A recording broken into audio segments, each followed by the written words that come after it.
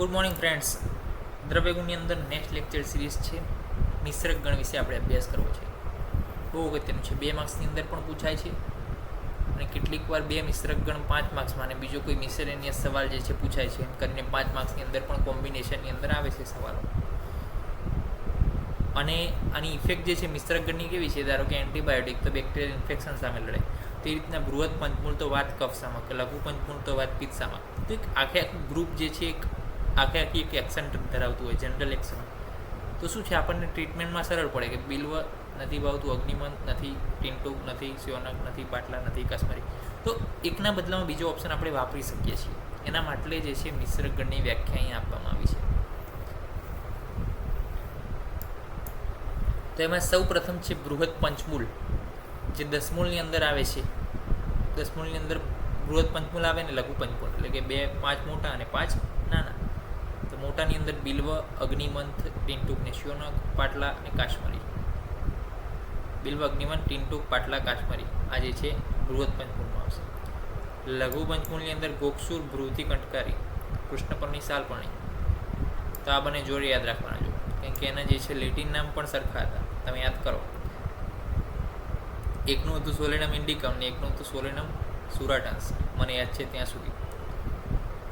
તમે પણ યાદ કરો, કોમેન્ટમાં લખો કે બંનેના નામ શું એ જ હતા. ગોક્ષુનું શું હતું? ટ્રિબ્યુલસ ટેરેસ્ટ્રીસ. કૃષ્ણપર્ણી તો કૃષ્ણજીવ ચિહ્ન બનતું હતું, યુરારિયા પિક્ટા. સાલપર્ણી તો એના જે છે ઓકે, આ 5 જે છે લઘુ પંચમૂળની અંદર આવે છે. દસમૂળ જે છે, દસમૂળનું શું છે જો, પાટલા, અગ્નિમંથ, સ્યોનક, બિલ્વ, કાશ્મીરી, કંટકારી, ભૃતિ, સાલપર્ણી, કૃષ્ણપર્ણી, ગોક્ષુ. તો આ જે ઉપરના બૃહદ અને લઘુ જે છે એને ભેગા કરી નાખવાના એટલે થઈ જશે. ઓકે, જો અહીંયા ક્રમ પણ લખેલો છે મેં, કે એક પહેલું બિલ્વ હતું, પછી અગ્નિમંથ હતું, પછી સ્યોનક હતું, પછી પાટલા હતું, પછી આપણે યાદ રાખવાનું છે કાશ્મીરી હતું. તો એ રીતના જે છે ક્રમ છે એનો. ઓકે, પછી વલ્લીબંધ,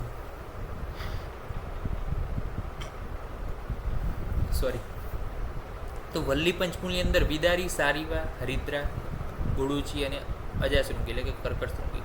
તો 5 જે છે વલ્લી પંચમૂળમાં. ઓકે, કંટક પંચમૂળ, તો જેની અંદર શું હોય કંટક, તો કર્મર્દ છે, ગોક્ષુની અંદર હોય, સૈરેયકની અંદર હોય, સત્તાવરીની અંદર હોય, ગૃધ્રનકમાં હોય. તો કર્મર્દ, ગોક્ષુર, સૈરેયક, સત્તાવરી, ગૃધ્રનક.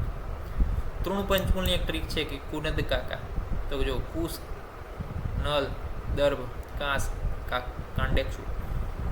તો કુનદ કાકા, કુશ, નલ, દર્ભ, કાંસ, કાંડેક્ષુ. તો આ જે છે 5 તૃણ પંચમૂળ છે.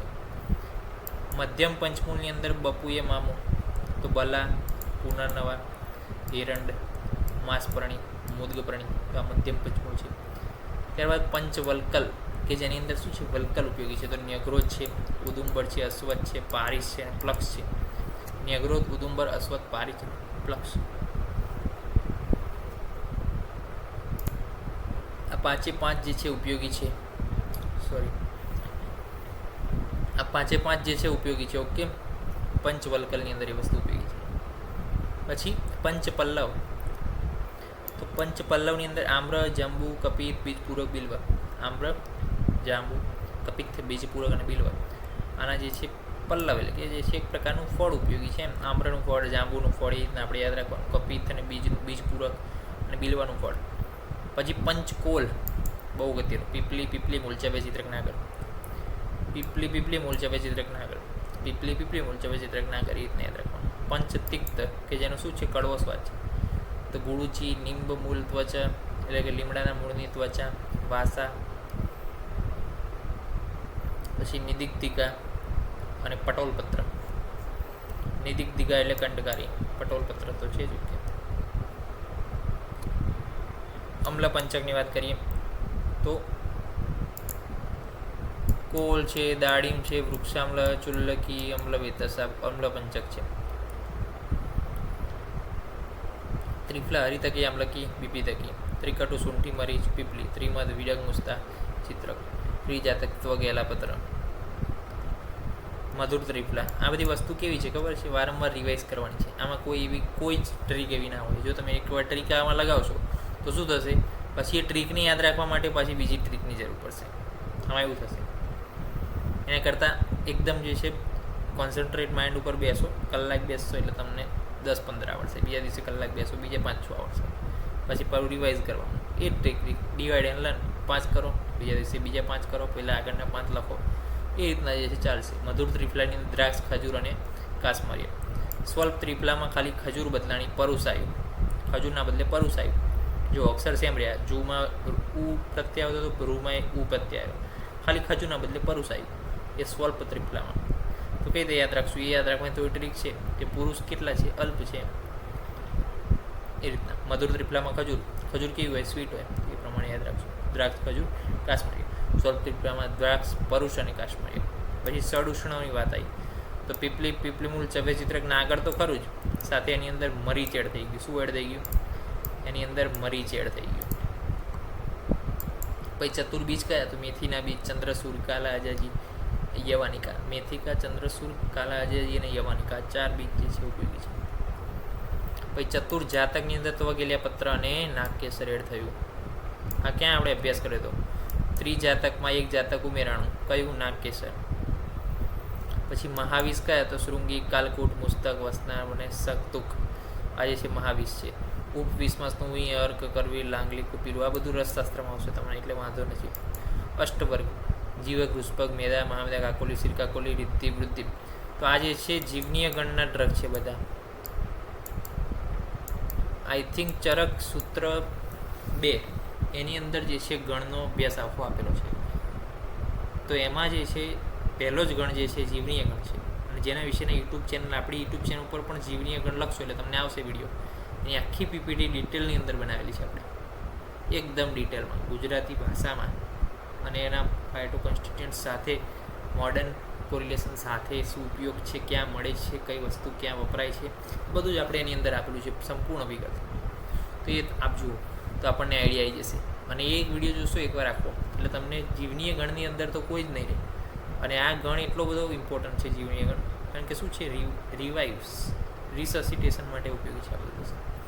એક લાઈફ જનરેટ કરવા માટે ઉપયોગી છે જીવનીય ગણ. એટલા માટે એનું મહત્ત્વ અનેક ગણું વધી જાય છે. જીવનીય ગણની વાત આવી. હવે જો તો જીવક, વૃષભક, મેદા, મહામેદા, કાકોલી, શિરકાકોલી, મુદપણી, પાસપણી, જીવંકી અને મધુ જે છે અહીંયા એડ થયું અષ્ટમાં. અષ્ટ જે હતા વર્ગ એની અંદર 2 એડ થયા, જીવક, જીવંતી અને મધુ, એટલે જીવનીય ગણ થઈ ગયું. પછી ચતુર્ભદ્રમાં આદ્રક એટલે કે આદુ, અતિવિશા, મુસ્તા અને ગુડુચી. પછી કટુ ચતુર્જાતક. ચતુર્જાતક તો ભણ્યા હતા, પરંતુ હવે કટુ ચતુર્જાતક તો એની અંદર એલા, ત્વક, પત્ર અને મરીચ. તો ત્વગેલા પત્ર એમ રાખવાનું ક્રમ, ત્વગેલા પત્ર અને મરીચ. પછી ત્રિકર્ષિક તો એનું કર્ષ પ્રમાણ જે છે ઉપયોગી છે. તો એના આગળ એટલે કે આદ્રક, પછી અતિવિશા અને મુસ્તા. તો આપણે અહીંયા પણ જોયું જુઓ કે અતિવિશા, મુસ્તા અને નાગર એડ થયું અહીંયા, એટલે કે આદ્રક એડ થયું. ચતુર્ભદ્રતા એની અંદરથી ગુડુચી કાઢો એટલે શું વધે? ત્રિકર્ષક. આમાંથી ગુડુચી કાઢો એટલે શું વધે? ત્રિકર્ષક વધે.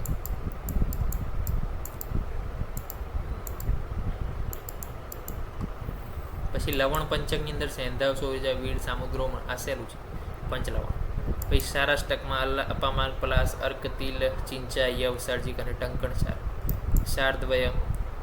પછી શિરષ્ટક તો કે અવી છે, અજા છે, ગો છે, માહિસ છે, ઉષ્ટ્ર છે, હાથી છે, અશ્વ છે અને સ્તન્ય છે. તો એ શિરાષ્ટક છે.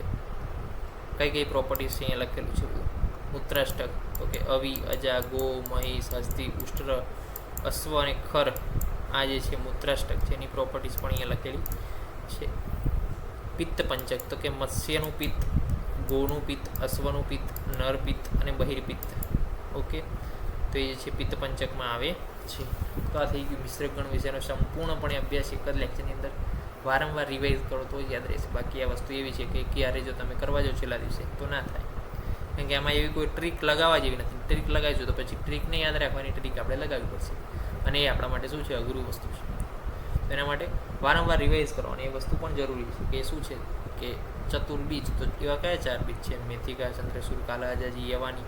તો એવું યાદ રહેવું જોઈએ એમ, કારણ કે ક્યારેય પણ તમારે ચતુર્બીજનો ઉપયોગ જનરલી હશે કે ચતુર્બીજ ભાઈ આ દોષની અંદર ઉપયોગી છે, આ ડિઝીઝની અંદર ઉપયોગી છે, તો આમાંથી તમે ગમે તે ઉપયોગ કરી શકો ભાઈ. તો એ તમારા માટે શું છે? ઇઝી પાછું પ્રેક્ટિકેબલ થાય. તો નેક્સ્ટ લેક્ચરની મળીશું સિનોનિમ્સ ઓફ ધ ઔષધ, એની લેક્ચર સિરીઝ લઈને. ત્યાં સુધી રજા આપશો. જય હિન્દ, જય ભારત, જય આયુર્વેદ, જય ધન્વંતરી. નમસ્કાર.